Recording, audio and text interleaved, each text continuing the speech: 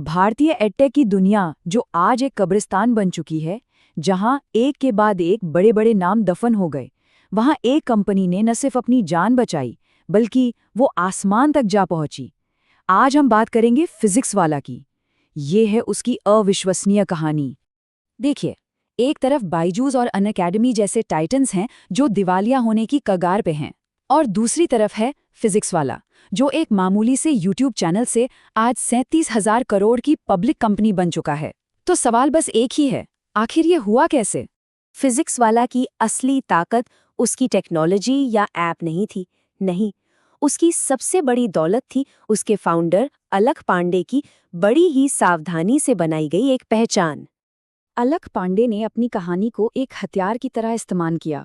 घर बेचना, 8वीं क्लास से ट्यूशन पढ़ाना, ये सब बातें टियर 2 और टियर 3 शहरों के छात्रों के दिलों में सीधे उतर गई।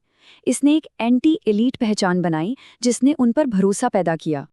ये ग्रोथ बिल्कुल विस्फोटक थी। जहां दूसरी कंपनियां एड्स पर करोड़ों रुपए फूंक रही थी, वहीं फिजिक्स वाला ने यूट्यूब पर बिना कोई पैसा खर्च किए अपने भक्तों की एक पूरी फौज खड़ी कर ली थी। यही था उनका जीरो कॉस्ट डिस्ट्रीब्यूशन इंजन। और ये वो लम्हा था जिसने अलख पांडे को एक आम टीचर से देवता बना दिया।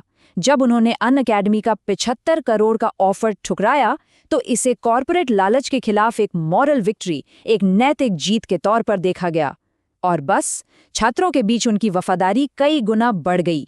लेकिन फिर आया मार्च 2023, एक ऐसा वक्त जब फिजिक्स वाला के खुशहाल परिवार होने का जो मिथक था, वो टूटने की कगार पर आ गया।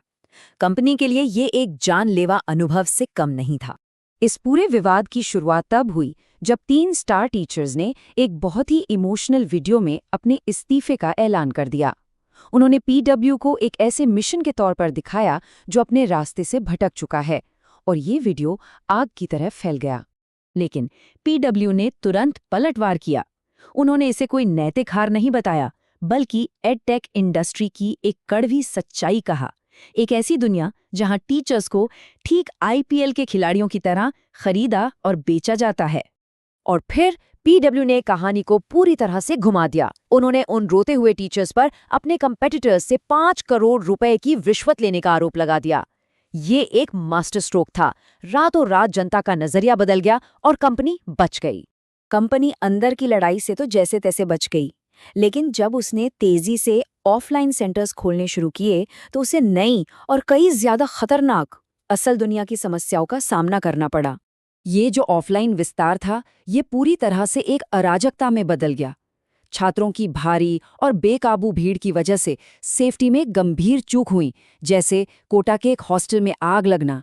साफ था कि कंपनी का ये विस्तार उसके कंट्रोल से बाहर हो रहा था। और फिर ये हुआ, एक टीचर पर लाइव क्लास के दौरान चप्पल से हमला किया गया। ये घटना इस बात का प्रतीक बन गई कि अब कंट्रोल पूरी तरह से खत्म हो चुका है। गुरु शिष्य का जो सम्मान था, वो अब बस एक याद बनकर रह गया था। ये घटना दिखाती है कि कंपनी में एक कॉर्पोरेट अहंकार आ चुका था। जो कंपनी कभी खुद को अंडरडॉग बताती थी, अब वो एक ऐसे टाइटन की तरह बर्ताव कर रही थी जिससे लगता था कि वो कानून से भी ऊपर है। इस सब के पीछे एक बहुत ही क्रूर वित्तीय सच्चाई छिपी थी। ऑनलाइन और ऑफलाइन दोनों दुनिया पर राज करने की इस चाहत की असली कीमत क्या थी? कंपनी एक फाइनेंशियल रोलर कोस्टर पर सवार थी। वित्त वर्ष 24 में 1131 करोड़ का भारी नुकसान एक लगभग जानलेवा झटका था। लेकिन फिर आईपीओ से ठीक पहले उन्होंने एक अविश्वसनीय वापसी की और घाटे को काफी हद तक कम कर दिया। ये सच में कगार से वापसी की कहानी थी।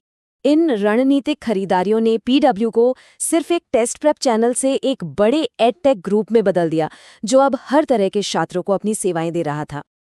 और अब हम पहुंचते हैं इस विश्लेषण के अंत में, उस असली संघर्ष पर जिसका सामना कंपनी आज कर रही है। जो कंपनी गरीबों की मदद करने के लिए बनी थी, वो अब अरबों डॉलर की एक पब्लिक कंपनी है और उसे बाजार के दबावों का सामना करना पड़ रहा है। तो यही सबसे बड़ी दुविधा है। क्या वो पुराना मिशन, एक कॉर्पोरेट टाइटन बनने की मांगों के बीच जिंदा रह सकता है? क्या अलख पांडे ये दोनों भूमिकाएं एक साथ निभा सकते हैं? फिजिक्स वाला अब कोई अंडरडॉग नहीं है, ये एक टाइटन है, और टाइटन्स को कभी भी संदेह का लाभ नहीं मिलता। अब सवाल सिर्फ ग्रोथ का नहीं बल्कि गवर्नेंस का है, और इसी एक चीज पर सब कुछ निर्भर करता है।